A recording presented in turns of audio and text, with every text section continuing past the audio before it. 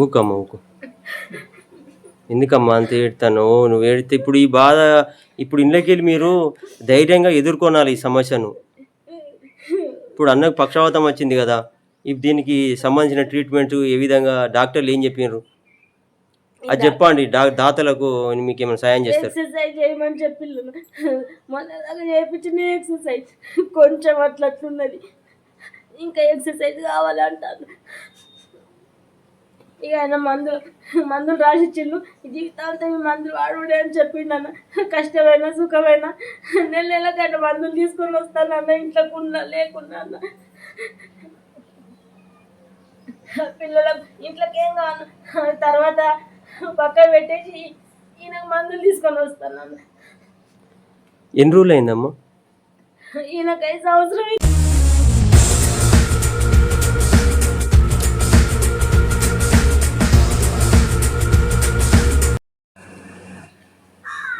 చూడండి, మీరు చూస్తున్నది ఆపన్న హస్తం కోసం ఒక కుటుంబం అర్థిస్తుంది మిమ్మల్ని. వీళ్ళ పరిస్థితి ఏ విధంగా ఉన్నదో చూడండి. ఒక పక్క యజమానికి పక్షవాతము, మరో పక్క అమ్మాయికి మరుగుజ్జుతనము, ఇంకో చిన్న అబ్బాయి. వీళ్ళు ఏ విధంగా అసలు ఈ జీవితాన్ని నెట్టుకుంటూ వస్తున్నారో, వాళ్ళ కష్టం ఏంటిదో మనం తెలుసుకుందాం. మీరందరూ కూడా సహాయం చేస్తారని ఆశిస్తూ, నేను Telangana YouTuber Mandamarri YouTube star Kashipeta స్వామిని. వీళ్ళ దయనీయ పరిస్థితి చూసి నేను వీళ్ళ కష్టం ఏంటిదో తెలుసుకుందామని వెళ్ళి వాళ్ళను పూర్తి వివరాలు అడిగి తెలుసుకుందాం. ఫాలో అవ్వండి. మొదటి ఛానల్ కాశీపేట స్వామి, రెండోది మందమరి సినిమా.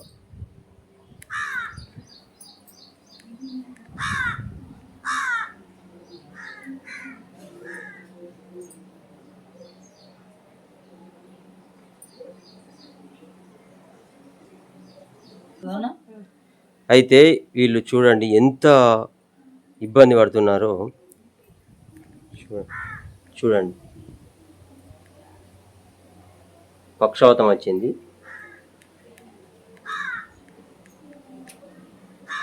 అమ్మ నమస్తే. అమ్మ నమస్తే అన్న. అమ్మ, అసలు ఈ అన్నయ్యకు అసలు ఏమైంది? అన్నయ్యకు పక్షవాతం వచ్చింది, సంవత్సరం అవుతుంది. మంచిగానే ఉన్నాడు, మంచిగానే తిన్నాడు, మంచిగానే పని చేసుకుంటా. ఇక సడన్గా వచ్చింది. నేను మా అమ్మోళ్ళ ఇంటికి పోయినా, పెళ్లి కానీ పోయినా. నేను శుక్రవారం నాడు పోయినా, శనివారం నాడు ఇట్లా జరిగింది. అమ్మ, ఇంతకుముందు ఎప్పుడన్నా ఇట్లాంటి పరిస్థితి ఎదురైందా? లేదన్న, ఇదే ఫస్ట్ సార్. ఒకటి సడన్గా వచ్చిందా? వచ్చిందన్న, అసలు అనుకోకుండా వచ్చింది. అసలు ఎట్లయిందో అది ఏమైందో తెలియదు. సరే, మీరు కూర్చోండి.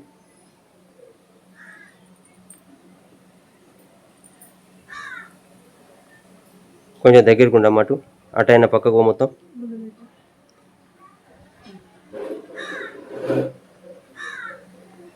అమ్మ, నువ్వు కూడా నిలబడు, అటు దిక్కుపోయి నిలబడిపో.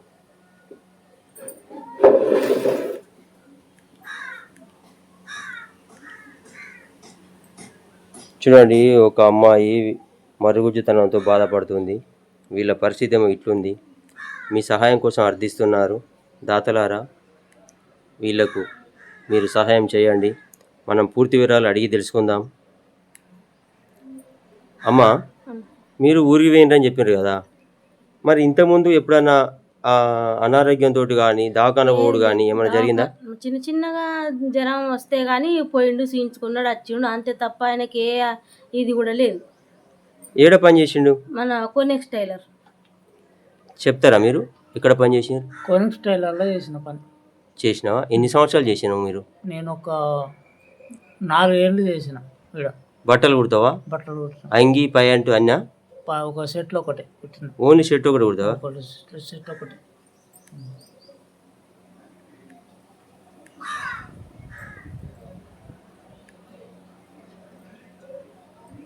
అమ్మ, మరి అప్పుడు ఎట్లా జరిగింది? నువ్వు లేవు, మరి ఈయన ఎట్లా అయింది అసలు ఇంటికాడ? నేను శనివారం నాడు ఫోన్ చేసిన శనివారం నాడు 7 గంటల వరకు నేను కూడా బయలుదేరుతా అన్నాడు. అంటే 7:30 అవుతుంది కదా, మరి ఎల్లుండో లేదో అని నేను ఫోన్ చేసేసరికి ఇక నేను రాను, మీరే వచ్చేయాలి అని చెప్పి అన్నాడు. అన్నవాళ్ళే ఇక సరే పెళ్లి చూసుకొని ఇక మేమే వస్తామని చెప్పి అన్న. మా అమ్మోళ్ళది ఈ ఊరు కాదన్న, బీదర్, మహారాష్ట్రనా? మహారాష్ట్ర, కర్ణాటక, కర్ణాటకనా? హైదరాబాద్ అవతల. ఆహా. అక్కడికి పోయినాం. అక్కడికి మా పెళ్ళికి పోయినాము. ఇక నేను ఆదివారం నాడు వద్దామని చెప్పని అనుకునేసరికి రాత్రి 11 అయ్యేదాకా మాట్లాడిండు, 10:30 దాకా మాట్లాడిండు మంచిగానే. అంటే నువ్వు అక్కడ ఉండి మరి ఈయన ఎట్లున్నాడు ఏందని నువ్వు నేను ఆతృతతో ఫోన్లు చేసుకుంటూనే ఉన్నా. ఫోన్ చేసుకుంటూనే ఉన్నావు. ఫోన్లు చేసుకుంటూనే ఉన్నా. 9 గంటలకు ఒకసారి ఫోన్ చేసిన. ఉమ్. అప్పుడే ఇక బియ్యం పెట్టుకున్నాడట. ఇంత పప్పు వేసుకున్నా, ఇంత తిన్నా, కాసేపు అట్లా కూర్చున్నా అన్నాడు. సరే మంచిది అని చెప్పని అన్న వాళ్ళు మళ్ళీ 10 గంటలకు ఫోన్ చేసిన. 10-10:30 అవుతుంది. ఆ టైంలో ఫోన్ చేస్తే అంత వాంతికి వస్తుంది, పెయి తిరుగుతుంది, తలకాయ బాగా నొప్పి అవుతుంది నాకు అన్నాడు. అప్పటికి 3-4 సార్లు వాంతి చేసుకున్నాడట. ఇక ఇదే లైన్లో ఉంటాం మేము, ఇదే లైన్లో కొంచెం అటు ముందుకుంటాం. మా ఓనర్ అమ్మకు ఫోన్ చేసిన, పెద్దమ్మ ఆయనకి ఇట్లా అంటాడు, ఒకసారి లోపల దాకా పోవా అంటే సరే బిడ్డ అని. అప్పటికి 11:30 అవుతుంది, 12 అవుతుంది. అంటే ఇది మీకు సొంత ఇల్లు కాదమ్మా? సొంత ఇల్లు కాదన్న, ఇది కిరాయిదేనా? కిరాయి అన్న.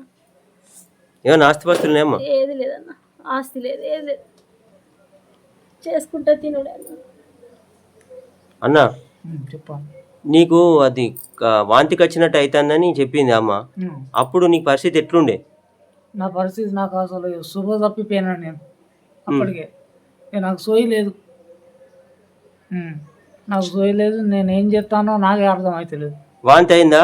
వాంతి అయింది. ఎన్నిసార్లు అయింది అది? ఒక 2-3 సార్లు అయిందట. అది కూడా నాకు తెలియలేదు. మరి సడన్గా ఇది ఎట్లా నీకు? ఎవరు దవాఖానకి వాళ్ళని తీసుకుపోయినరా? పక్షవాతం వచ్చిందని నీకు ఎట్లా తెలిసింది? నాకు వేరేటోళ్ళు ఇది ఆ ఓనర్ అమ్మే తీసుకొని పోయిందట ఇక్కడ గవర్నమెంట్ హాస్పిటల్. చెప్పమ్మా, మీరు చెప్పండి. మేము ఈ లైన్లో ఫస్ట్ కిరాయికి ఉన్నామమ్మా. ఆ లైన్లో మా ఓనర్ అమ్మనే నేను ఇట్లా పలానా మంచిగా ఇట్లా సంగతి అని చెప్పగానే సరే అమ్మ నేను పోతాను. ఆయన లోపలికి వచ్చి చూసింది. బిడ్డ మొత్తం ఇల్లంతా వాంతి చేసుకున్నాడు, ఇక పండుకుంటాను, ఇక పండుకున్నాడు కదరా అని చెప్పి అన్నది. అటు ఇటు డోర్లు పెట్టుకొని పండుకున్నాడట. ఎట్లున్నా శంకర్ అని అడిగిందట. అడిగితే మంచిగానే ఉన్నదమ్మా, ఏం కాలేదని చెప్పని అన్నాడట. ఇక సరే పండుకో బిడ్డ అని చెప్పని ఆయన ఆమె చెప్పి ఆమె పోయి పండుకున్నది. ఈయన సరే అమ్మ పండుకుంటాను, ఆయన అటు ఇటు డోర్లు పెట్టుకున్నాడట. ఇక కథ 12:30 అవుతుంది, 1 అవుతుంది. 1 అయ్యేదాకా చేసిన నేను ఫోన్లు. అసలు ఇక ఫోన్లు లిఫ్ట్ చేస్తలేడు. ఇక తెల్లారేదాకా నాకు మనసున పట్టలేదు. తెల్లారేదాకా 4:30, 3:30 కూడా చేసిన, లేపలే. 4:30 నేను చేసుకుంటూనే ఉన్నా. ఇక నువ్వు పండుకోలే, ఇక నీకు ఆతృత ఎక్కువైపోయింది. ఇక చేసుకుంటూనే ఉన్నా. ఇక 5:30, 6 అవుతుంది. మా ఓనర్ అమ్మకు ఫోన్ చేసిన, పెద్దమ్మ ఆయనకి ఇట్లా ఫోన్ లేపుతలేడు, ఒకసారి అటు ఇటు పోవా అని చెప్పానంటే సరే బిడ్డ పోతా అని చెప్పాను. ఆయన అటు ఇటు పోయింది. అటు ఇటు డోర్లు పెట్టుకున్నాడు, బేడం పెట్టుకున్నాడు. ఇక ఆమెకు తీయరాదు. ఇక తెల్లారిపోయింది. ఇటాట ఇటాటన ఇక 11:30 అట్లనే టైం గడిచిపోయింది. ఇక ఎట్లా అని ఇక మా సార్కు దగ్గర పోయి చెప్తే ఒక మనిషిని పంపిండట, మన మాంటిసర్ స్కూలు సార్. సరే అని ఒక మనిషిని పంపితే ఇక ఇంటి వెనకకి వెళ్ళి పోయి ఆయన డోర్ తీసుకున్నారట. డోర్ తీసుకొని చూసారికైంది మొత్తం పడి ఉన్నాడట అన్న, వాంతి చేసుకున్నాడట. ఇల్లంతా ఘోరంగా ఉన్నదట. ఇక మరి అసలు చెప్పాలంటే మస్తు భయం అవుతుందన్న. కళ్ళతో చూసిన వాళ్ళు చెప్తా అంటేనే నాకు అస్సలు కాళ్ళు చేతులు ఆడలేదు, మొత్తం కాళ్ళు చేతులు చల్లబడిపోయినాయి చాలా. ఇక సార్ వాళ్ళు ఉండి మాట్లాడి మన ఇక్కడ ఆర్ఎంపీ డాక్టర్ సత్యం అన్నయ్య దగ్గరికి పోయి ఇక మేము ఫోన్ చేసి మాట్లాడితే సరే అని అడ్రస్ చెప్తే ఆయన వచ్చిండు, చూసిండు. ఈయన ఇమీడియట్గా మంచిర్యాల హాస్పిటల్ తీసుకొని పోవాలి, కాలు చేయి పని చేస్తలేదు అని, మొత్తానికి స్పృహలో లేడు అని చెప్పంగానే ఇక సరే అని చెప్పని ఇక మా ఈ లైన్లో ఉన్న అంబులెన్స్ మాట్లాడి మంచిర్యాల హాస్పిటల్ తీసుకుపోయారు, గవర్నమెంట్ హాస్పిటల్. ఇక అక్కడ నుంచి మా మరిదికి విషయం తెలిసింది. ఇక మా మరిది ఉండి ఆయనతో ఎవరు లేరు, అంబులెన్స్ ఒక్కడే వేయండు. ఇక మా మరిది అంబులెన్స్, మా చిన్నత్త ఉంటుంది మంచిర్యాల, ఇక ఆమె ద్వారా అంబులెన్స్ మాట్లాడి మా మరిది అక్కడికి రప్పించుకున్నాడు, ఒమేగా హాస్పిటల్ కరీంనగర్. ఇక అక్కడ ఆయనకు ట్రీట్మెంట్ అందింది. అమ్మ మరి ఇప్పుడు ఎట్లున్నది మీ పరిస్థితి? మీరు మరి చేసుకుంటేనే బతుకుడు అని చెప్పారు కదా? అన్న చేసుకుంటానే నేను ఇక మాంటిసర్ స్కూల్లో ఆయామ్మ పని చేస్తానన్న. ఇక నా బిడ్డ 4,000 వస్తాయి నా జీతం. ఇదే బేబీకా? అవి నా బిడ్డ. చదువుకుంటాను అమ్మ? చదువుకుంటున్నా. ఇప్పుడు ఎన్నమ్మా? ఇప్పుడు 10th క్లాస్ అంకుల్. చదువమ్మా, నువ్వు మంచి చదువుకోవాలి. ఈమె పెన్షన్ వస్తుందా? వస్తుంది. ఇప్పుడు ఈ పెన్షన్ మీనే మా కాళ్ళకు చేసాం.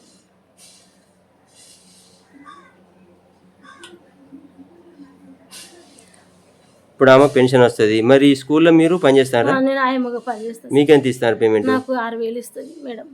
మరి ఇప్పుడు ఈయన ట్రీట్మెంట్ ఖర్చు ఎట్లా అమ్మా? ఇక అందులోనే ఇక నా బిడ్డ పింఛను నా జీతం దాంట్లోనే ఇక ఇల్లు కిరాయి కట్టుకుంటా, ఇక మా పొట్ట బతుకులు వెళ్ళ తీసుకుంటాను నన్ను.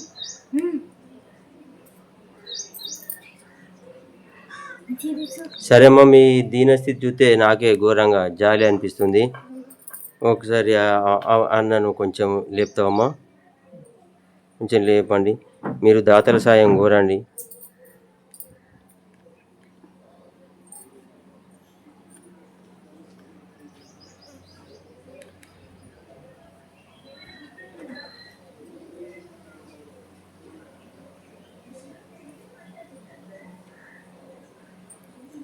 మీరు దాతల సాయం కోరండి. దాతలను మీకు సహాయం చేస్తారు వీళ్ళు. వాళ్ళే మీకు దేవుళ్ళు. ఇప్పుడు మీరు వాళ్ళని అర్థించండి. నమస్కారం అన్న. కొంచెం గట్టిగా చెప్పమ్మా. మా పరిస్థితి ఇది. ఎవరైనా సాయం చేసే వాళ్ళు ఉంటే సాయం చేయండి అన్న. సాయం చేయండి. మా పరిస్థితి చాలా పరిస్థితి మంచిగా లేదు. వాళ్ళని సాయం చేస్తుంటే సాయం చేయండి. అమ్మ, ఇంత దీన స్థితిలో ఉన్నారు, సొంత ఇల్లు లేదు మీకు, కనీసం ఈ కిరాయిలు కట్టుకుంటున్నారు. బేబీ చూస్తేనేమో అట్లా ఉన్నది మరుగుజ్జుతనం చేత. ఈ పెద్ద మనిషికి ఏమో ఆరోగ్యం ఖరాబ్ అయింది. మీరు స్కూల్ టీచర్ పని చేస్తున్నారు. ఏ విధంగా అసలు మీకు ఇల్లు ఎట్లా గడుతుందమ్మా? ఇట్లే గడుపుకుంటాను అన్న.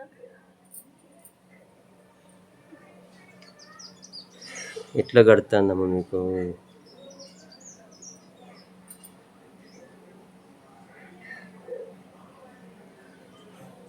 అమ్మ, మీరు దాతలకు సహాయం కోరండి అమ్మ.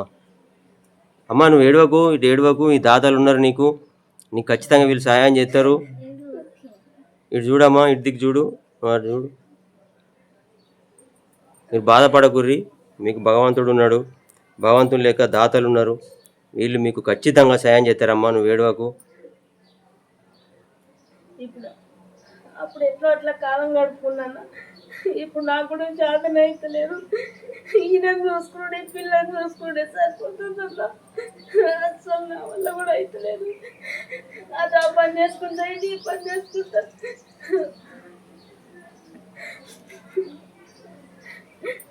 పిల్ల కూడా చాలా కష్టపడుతుంటున్నా. వాళ్ళ నాన్న నాకు కొంచెం టైం దొరకకపోతే ఆమెనే బాత్రూమ్ తీసుకుపోతాను వాళ్ళ నాన్నకు. అయ్యో, ఇంత చిన్న వయసులోనే ఆమె ఎంత పెద్ద పని చేస్తుంది వాళ్ళ నాన్న కోసం. ఆమె చదువు కూడా పాడైపోయిందన్న. అమ్మ, నువ్వు ఏడవకు, నువ్వు ఏడుతావు. మీ అన్న కూడా ఏడుస్తుండవు. ఏడవకమ్మా, ఆయన కూడా ఏడుతాడు.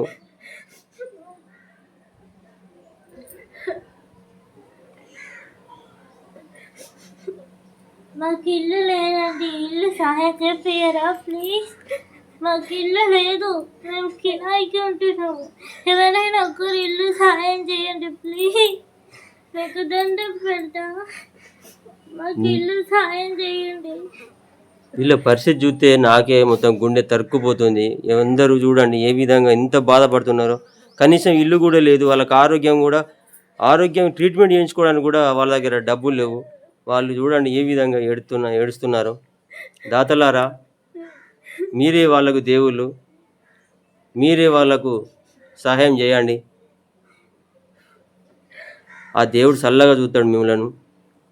అమ్మ, మీరు ఏం బాధపడకండి అమ్మ. మీరు ఏడవద్దమ్మా. ఇటు చూడమ్మా, ఇటు చూడు. ఈ దాతల సాయం కోరండి మీరు. నేను ఇప్పుడు మంచిగా ఉన్నా, ఇంకా 4 రోజులకి ఎట్లుంటాను? మీ పిల్లలు ఏమైపోతారో అని భయం వేస్తాను అన్న.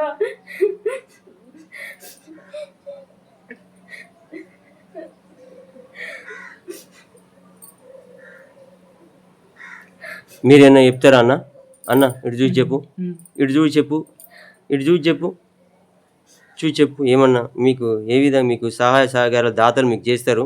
దాతలు నాకు సాయం చేయాలి. మాకు సాయం చేయాలని కోరుకుంటున్నాను నేను. అమ్మ, ఏడవకమ్మా. నువ్వు ఏడిపితే మాకైతే లేదన్నా, బాధ అనిపిస్తుంది అమ్మా. ఈ జీవితమే వద్దు అనిపిస్తుంది అన్న నాకు నిజంగా. అమ్మ నువ్వు అట్లా అనకు, నీకు చిన్నపిల్లలు వీళ్ళని కాపాడు ఎవరు కాపాడతారమ్మా? ఎలాంటి తొందరపాటు నిర్ణయాలు తీసుకోవద్దు మీరు, ఎలాంటి తొందరపాటు నిర్ణయాలు తీసుకోవద్దు. ఆ దేవుడు ఉన్నాడు, మీకు దాతలు ఉన్నారు, దాతలకు సహాయం చేస్తారు. ఇది ఒక బతికే నాన్న. అమ్మ ఎందుకు అట్లా ఈ అనుకో. జీవితం?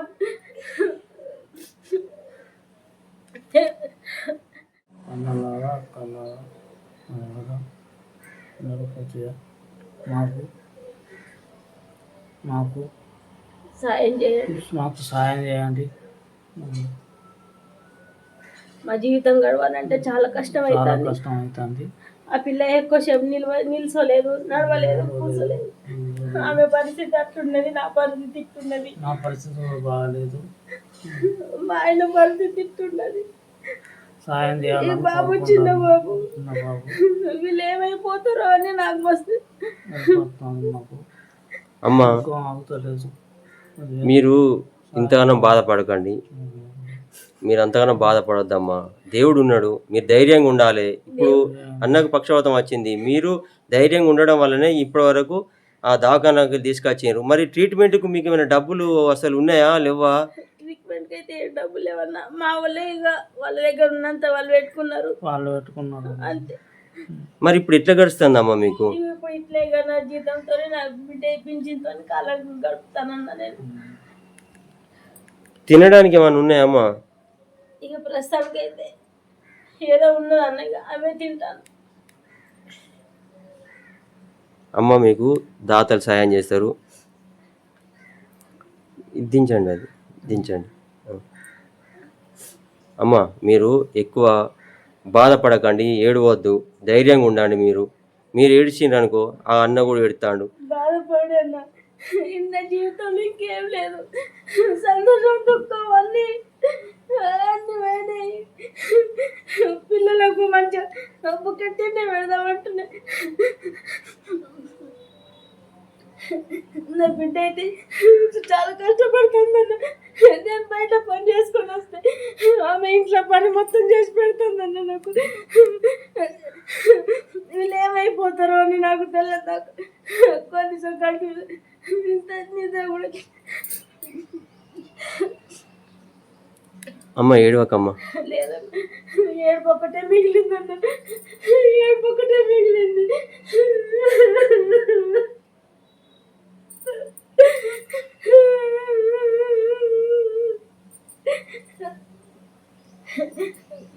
నాతో ఎవరైనా సాయం చేసే వాళ్ళు ఉంటే మాకు సాయం చేయండి. మా పిల్లల కోసం సాయం చేయండి.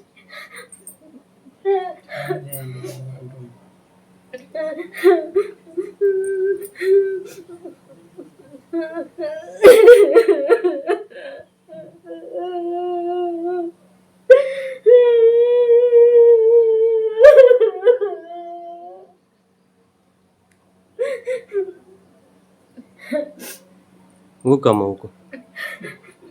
ఎందుకమ్మా అంత ఏడుతాను? నువ్వు ఏడితే ఇప్పుడు ఈ బాధ, ఇప్పుడు ఇంట్లోకి వెళ్ళి మీరు ధైర్యంగా ఎదుర్కొనాలి ఈ సమస్యను. ఇప్పుడు అన్నకు పక్షవాతం వచ్చింది కదా, ఇప్పుడు దీనికి సంబంధించిన ట్రీట్మెంట్ ఏ విధంగా డాక్టర్లు ఏం చెప్పినారు అది చెప్పండి. దాతలకు మీకు ఏమైనా సాయం చేస్తారు? ఎక్సర్సైజ్ చేయమని చెప్పిళ్ళు.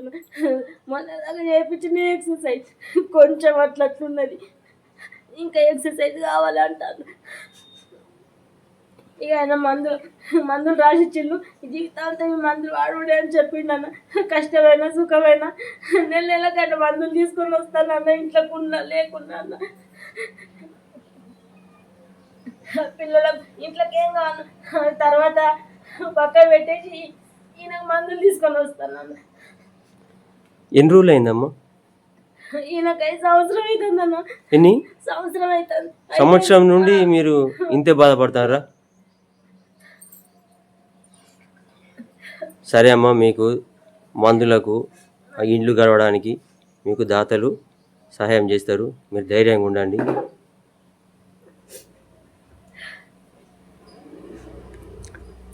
దాతలారా మీకు నమస్కరిస్తున్నాను. చూడండి వీళ్ళ ఫ్యామిలీ, అమ్మాయి మరుగుజ్జుతనంతో బాధపడుతుంది, అబ్బాయి చిన్నోడు, వీళ్ళు పక్షవాతం వచ్చింది భర్తకు. ఈ ఇల్లాలు కష్టపడుకుంటూ కనీసం తిండి కూడా వీళ్ళకి లేదు. సొంత ఇల్లు కూడా లేదు, కిరాయి కట్టుకుంటూ వీళ్ళు బ్రతుకును ఈడుస్తున్నారు. మీరే వీళ్ళకు సహాయం చేయండి.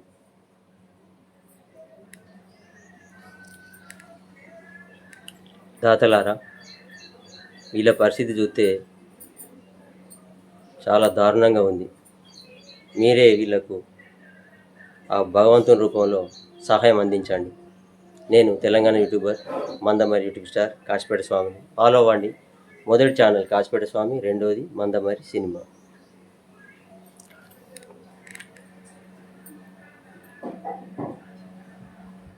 వాళ్ళు ఇంట్లో అమ్మ, మీరు ఎక్కడ మీ అడ్రస్ చెప్పండి మరి, ఎందుకంటే దాతలకు తెలియాలి కదా.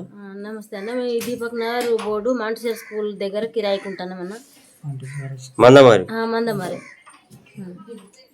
ఇదే అడ్రస్ ఇక దీపక్ నగర్ మాంటిసర్ స్కూల్ దగ్గర. అంటే ఎవరైనా చెప్తారు. ఎవరైనా ఏం పేరు చెప్పండి. వడ్డూరి శంకర్, వడ్డూరి విజయలక్ష్మి.